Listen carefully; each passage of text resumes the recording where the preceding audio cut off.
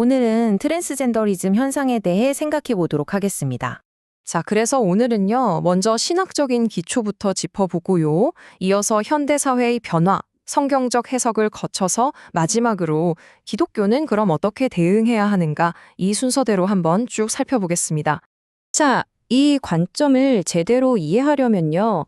모든 논의의 뿌리가 되는 창조에 대한 신학적인 생각부터 알아봐야겠죠. 이 관점의 바탕에는 네 가지 핵심 믿음이 깔려 있습니다. 첫 번째는 모든 사람은 하나님의 영광을 위해 그분의 형상대로 만들어졌다는 거고요. 두 번째는 하나님께서 처음부터 남성과 여성 이렇게 뚜렷하게 구분되면서도 서로 보완하는 두 성별을 만드셨다는 점입니다. 세 번째로 이 성별의 구분은 그냥 사회적인 약속이 아니라 창조 질서의 일부로서 우리 생물학적인 몸에 새겨져 있다는 거고요. 그리고 마지막 네 번째는 인간이 죄를 지으면서 하나님의 완벽했던 창조 세계의 깨어짐, 즉 타락이 들어왔다는 겁니다. 자, 그럼 이런 신학적인 틀을 가지고 현대사회 현상을 어떻게 바라볼까요? 이 자료가 딱 짚어내는 핵심적인 갈등 지점이 있거든요. 바로 이겁니다. 이 자료는 지금의 상황을 이렇게 정리합니다. 예전에는 생물학적 현실이 중요했다면 이제는 개인의 감정이 그 위에 서게 된 어떤 거대한 인식의 전환이 일어났다는 거죠. 다시 말해서 내가 타고난 몸이 어떤가 보다 내면에서 내가 나를 어떻게 느끼는지가 더 중요해졌다는 겁니다. 그런데 이 자료는요, 이런 현상이 하늘 아래 완전히 새로운 건 아니라고 말합니다. 그러면서 역사적으로 비슷한 사례를 들기 위해서 이 성경 구절을 가져오죠. 그 예로 드는 게 바로 고대 로마의 키벨레라는 여신 숭배 의식입니다. 이게 좀 독특한데요. 남성 신도들이 광란의 상태에 빠져서 스스로를 거세하고 그 다음에는 여성의 옷을 입고 머리를 기르고 화장을 했다고 해요. 이 자료는 이걸 근거로 성경에 쓰여질 당시에도 이미 성별의 경계를 허물려는 시도들이 있었다, 이렇게 보는 겁니다. 자, 이렇게 역사적인 배경도 있다지만 이 자료는 현대 사회에서 이 현상이 통계적으로는 사실 굉장히 드물다는 점을 지적합니다. 인용된 통계를 보면요. 미국 인구의 약 0.42%, 그러니까 1%의 절반도 안 되는 정말 극소수라는 거죠. 자, 그럼 이런 질문이 자연스럽게 나오죠. 전체 인구의 1%도 안 되는 이야기인데 왜 이게 이렇게까지 우리 사회의 문화적, 정치적 대화의 중심에 서게 된 걸까요?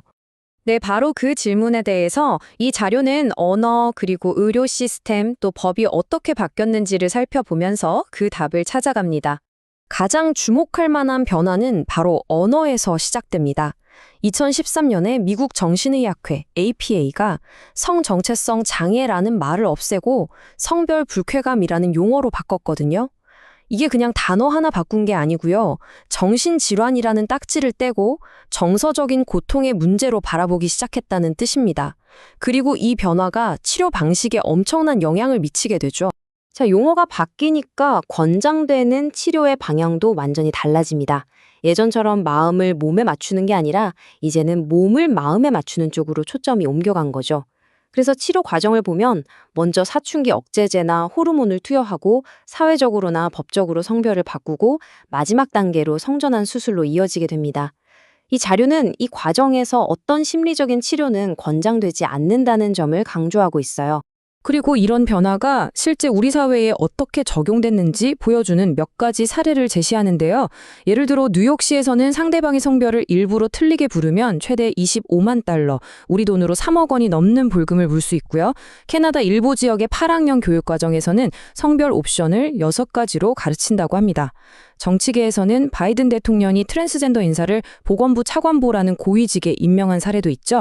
자, 이렇게 문화적인 배경을 쭉 살펴봤는데요. 이제 이 자료는 다시 성경으로 돌아와서 핵심적인 신학 주장을 펼칩니다. 특정 구절을 통해서 말이죠. 그 해석의 중심에 놓는 구절이 바로 신명기 22장 5절입니다. 제가 한번 읽어드릴게요. 여자는 남자의 의복을 입지 말 것이요 남자는 여자의 의복을 입지 말 것이라. 이같이 하는 자는 내 하나님 여호와께 가증한 자이니라. 여기서 가증하다는 표현이 나오죠. 이 자료는 바로 이 지점에서 질문을 던집니다. 아니, 그냥 옷을 바꿔 입는 것뿐인데 왜 이렇게까지 가증하다는 강한 단어를 썼을까요? 이 관점에서의 대답은 이게 단순히 옷차림의 문제가 아니라는 겁니다. 이건 하나님의 창조 질서의 가장 기본이 되는 것, 즉 그분의 영광을 드러내는 남성과 여성의 구분을 의도적으로 무너뜨리려는 행위이기 때문에 가증하다고 표현했다는 거죠. 자, 그럼 이제 마지막으로 이 자료가 제시하는 기독교적인 대응 방안은 무엇인지 한번 살펴보겠습니다. 우선 이 자료는 이 현상을 축하해야 할 선택이 아니라 함께 아파해야 할 고통으로 바라봐야 한다고 말합니다. 그리고 이것을 인리의 타락에서 비롯된 아주 비통한 심리적 문제라고 정의하죠. 이런 시각을 뒷받침하기 위해서 존스 홉킨스 대학의 한 보고서를 인용하는데요. 내용이 꽤 충격적입니다. 성전환 수술을 받은 사람들이 그렇지 않은 사람들에 비해서 자살 시도 위험은 5배, 그리고 자살로 사망할 위험은 무려 19배나 높았다는 겁니다. 그래서 이 자료는 두 가지를 동시에 해야 한다고 제안합니다. 한편으로는 트랜스젠더라는 이유로 학대받거나 괴롭힘 당하는 일이 없도록 그들의 인권을 보호하고 그런 모든 행위를 단호하게 반대해야 합니다. 하지만 다른 한편으로는 그들의 정체성을 사회적으로나 정치적으로 인정해 주려는 움직임에는 동의하지 않아야 한다는 거죠. 이게 무슨 말이냐면 정체성을 인정해 주는 것과 진정으로 사랑하는 것은 다르다고 보는 겁니다. 예를 들어 그들이 원하는 대명사를 써주면서 그들의 생각을 지지해주는 대신에 그들의 진짜 유익을 구하면서 교회로 따뜻하게 맞아들이고 그들이 하나님의 계획 안에서 삶의 방향을 다시 찾아갈 수 있도록 인내심을 갖고 도와주는 것, 그것이 진짜 목회적인 돌봄이라는 겁니다. 결국 이 자료가 강조하는 건 이건 인내와 기도, 그리고 깊은 긍휼함이 필요한 목회적인 과제라는 겁니다. 하나님의 은혜가 필요한 사람들이 따로 있는 게 아니라 우리 모두가 똑같이 은혜가 필요한 존재라는 거죠. 그리고 그들을 향한 소망 역시 다른 우리와 똑같이 그리스도의 복음 안에서 새롭게 되는 것이라고 말합니다. 결국 이 자료는 우리에게 하나의 큰 숙제를 남깁니다. 한 사람을 향한 사랑과 성경의 진리에 대한 확신. 이 둘 사이의 팽팽한 긴장감 속에서 우리는 어떻게 균형을 잡고 나아가야 할까요?